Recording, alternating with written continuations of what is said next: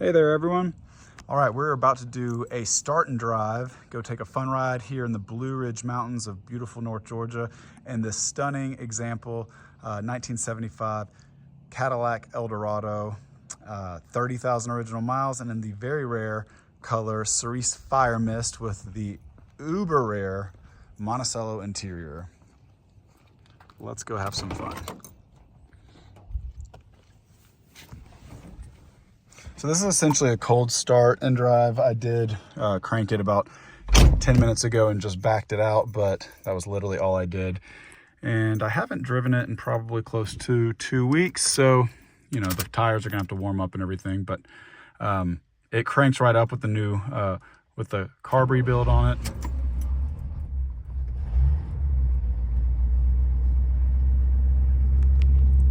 You can see no lights coming on or anything. Fuel gauge works. Man, that original horn just puts a smile on everyone's face. Just a crowd pleaser. Let me show you the turn signals. They work great. We had a recharge done last summer.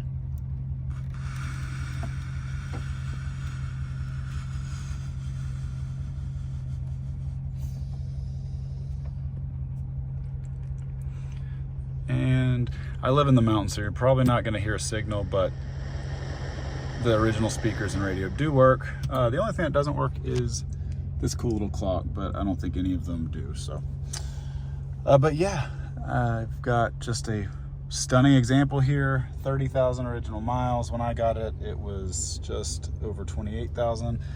And I've just enjoyed this thing for the past few years. It's time to pass the torch though, but you won't find a nicer example. This is, I mean, the steering wheel, clearly it was kept inside.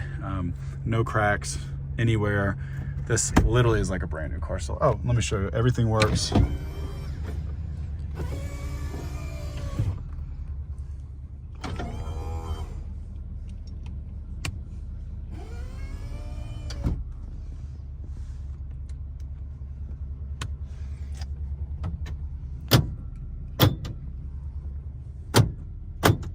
Look at that. And even this guy, look at that, he works too. So yeah, windshield wipers, I'm not going to do that because obviously it wouldn't be good for them, but they do work. I don't drive it in the rain, but if you ever got caught, you would have working windshield wipers. So yeah, this was special ordered by Victor and Mabel Wolf in upstate New York, and they custom ordered this. All my research I've done and some big Cadillac guys I've talked to say this is a one of one, that you will not find another in this Cerise Fire Mist color with this Monticello interior. So yeah, I can say that I have not seen one when I've Googled and looked all over the internet. So I believe it to be the only one out there. And there's just something about the big Eldos. I absolutely love them. I'm a huge GM truck guy. I love my Blazers and Suburbans, but there's just something about a 70s Eldorado. Nothing compares to the experience behind the wheel. Nothing drives like them. Nothing handles like them. They're quiet. They're powerful. Obviously, it's no muscle car, but they've got power. I mean, 500, cubic inch engine, an 8.2. It's, I think, the biggest passenger engine in a passenger vehicle that GM produced. It's awesome. I mean, I absolutely love it. And I just love the huge long front end. I mean, with the big emblem on the front, you just feel literally like $1 million when you're driving this. You truly feel like Elvis. Did I mention I love the horn? But yeah, it had been sitting since 1978 in the original owner's big car barn, and apparently the husband fell ill, wasn't able to drive after that, and the wife never drove it. And yeah, so when I got it, it was in such amazing condition, like in terms of paint and body, but it just hadn't been on the road in so long. So obviously my shop had to go through it, new exhaust, carb rebuilt, pull the fuel tank, you know, clean it, the whole 9 yards, hoses, belts, all that good stuff. Recharge of the AC, fuses, I'm sure I'm forgetting stuff, brakes, but it was so solid. It was, I mean, a tiny bit of surface corrosion, but no rust rot at all. And yeah, just really a true time capsule.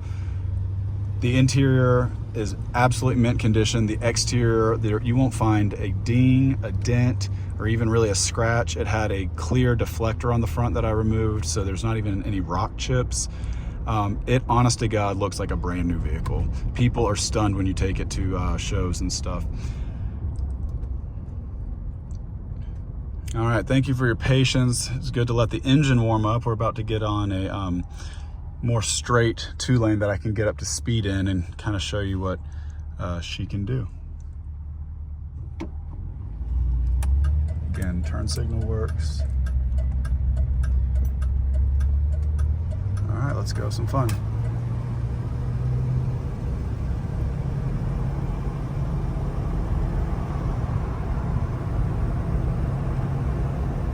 It is so quiet. I just love how quiet it is. I'm up to over 60 miles an hour. Let's keep going. 70. I'll keep going. Well, the car's slowing down for me. 75 miles an hour. Look at that. One finger.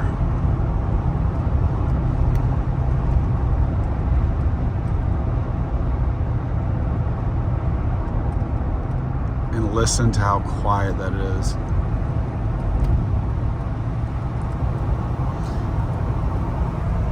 $75, close into 80, going uphill and around a curve.